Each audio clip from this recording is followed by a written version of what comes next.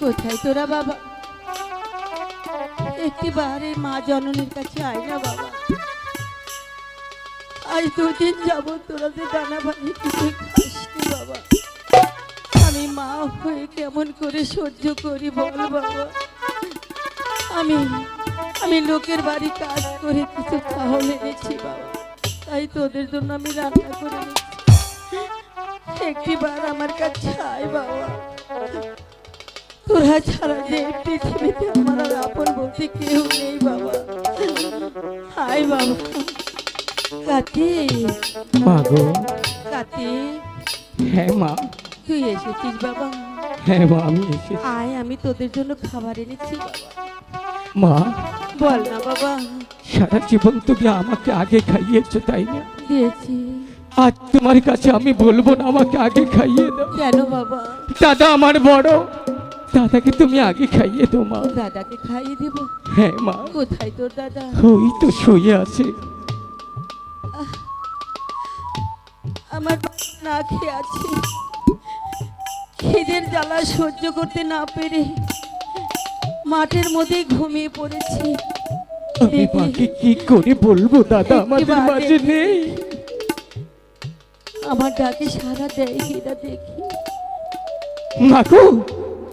কাতি, দাদা তোমার ডাকে সারা দেবে তো? দেখি না। দেখো মা।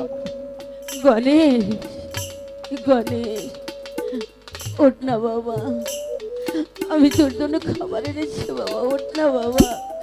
আমি তোর মা জননী বাবা, কথা বল বাবা। কাতি।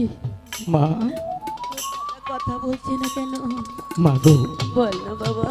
জানি না তুমি কি করবে, আমি বুঝতে পারছি না মা। কি হয়েছে তোর দাদা? মাগো, দাদা তোমাকে আমাকে ছেড়ে তোমাকে আমাকে ছেড়ে এই পৃথিবী থেকে বিদায়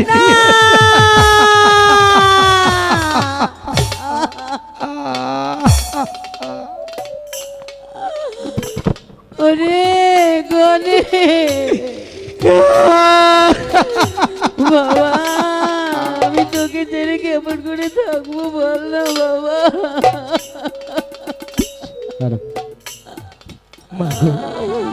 আমি এখন কি করবো? দাদা মৃত্যুর পূর্বে বলে গিয়েছে দাদাকে সাপে দংশন করেছে। তুমি যে এই পদ্মামাকে প্রতি বৎসর পুজো দেও, সেই পদ্মামাকে যদি তুমি একবারে ডেকে দেখো, সেই বলতে পারবে কোন সাপে দংশন করেছে দাদাকে। বাবা, আমি একটিবার ডেকে দেখছি কোথায় আছি পদ্মা। আমার ডাকে সারা দেবে কিনা দেখি। হাই মাগো, কোথায় রইলে পদ্মা আমার মা, মাগো দেখা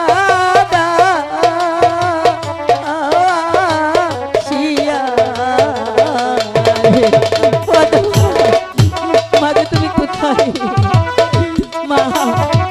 একেবারে দুঃখিনী মায়ের ডাক সারা দাও মা। মাগো তুমি কোথায় মা?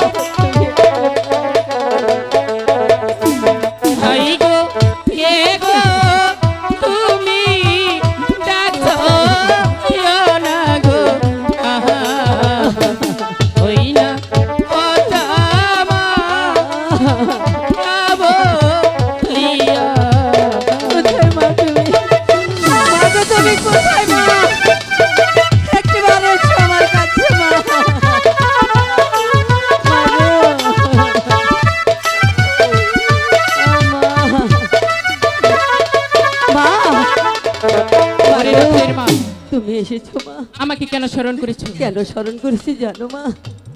তোমার লাগে যে আমার বুকের মালিক সন্তানকে যে দংশন করেছে। কিন্তু কেন দংশন করেছে সে কথা জানতে চাইলে না? কেন মা বলো? তাহলে শোনো রাখালের মা, যখনই আমি আমার পিতার গৃহে যাচ্ছিলাম তখনই তোমার রাখাল বোন আমাকে দিয়েছে নিন্দা, করেছে তিরস্কার। আমার পিতাকে দেবতা বলে মানবে না, পুষ্পাঞ্জলি দেবে না, তাই তো তাকে উচিত শিক্ষা দিয়েছে। মা গো মা, সন্তানরা অবুঝ মা, বুঝতে পারেনি। তুমি আমার সন্তানকে ক্ষমা করে দাও না। ছেড়ে দাও রাখালের মা।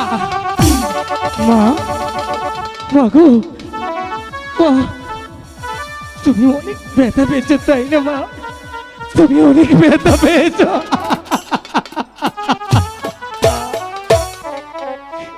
তুমি দাঁড়াও মা, তুমি দাঁড়াও। বা পদ্মা মা, বা তোমাকে যে ভক্তি ভালোবাসা ছিল আজ থেকে সেটাও চলে গিয়েছে মা। আমার মনে হচ্ছে সত্যি তুমি একটি জানোয়ারের সন্তান। রাখাল, হ্যাঁ মা, তোমার গায়ে ফসকা পড়েছে তাই না? একটি সন্তানের সম্মুখে যে মায়ের গায়ে তুমি লাথি মেরেছো, একবার ভেবে দেখেছো যেই মাকে আমি মন্দির ভেবে প্রতিদিন পুজো করি, যেই মাকে আমি মাথায় রাখি, সেই মায়ের গায়ে তুমি লাথি মেরেছো? তুমি জানোয়ার নয় তো কি একবার বলতে পারো? রাখাল, কথা সামলিয়ে বলো, তা না হলে তোমার দাদার মতো আমিও তোমাকে দংশন করতে বাধ্য হব।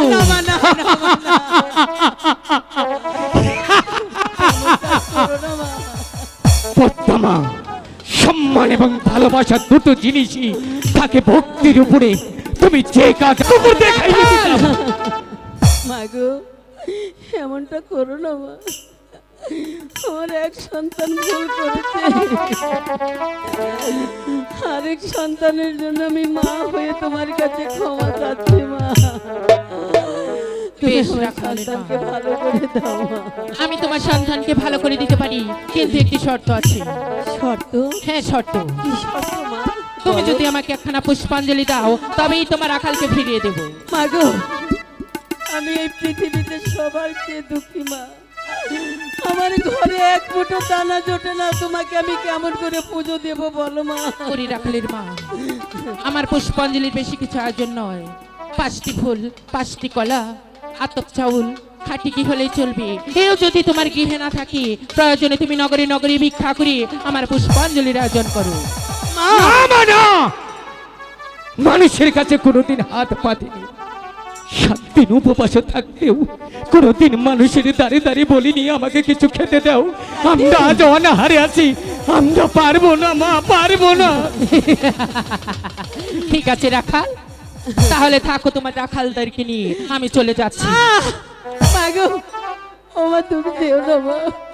তুমি যা বলবে আমি তাই করবো মা। তবে তাই চলে যাও, আমার পুষ্পাঞ্জলির আয়োজন করিয়ে তারপর আমাকে স্মরণ করি। ঠিক আছে মা। ঠিকই বলেছো মা, আমার দাদার জন্য আমি ভিক্ষে কেন, প্রয়োজন হলে মানুষের পায়ে ধরে বলতে পারি। তবু যদি আমার দাদা ভালো হয়, আমার আর কোনো দুঃখ থাকবে না। ওগো গ্রামবাসী, আমাকে তোমরা সাহায্য করো। আমার যে আর কিছু নেই এক দাদা ছাড়া, আমাদেরকে তোমরা ভিক্ষে দাও, ভিক্ষে দাও, ভিক্ষে দাও।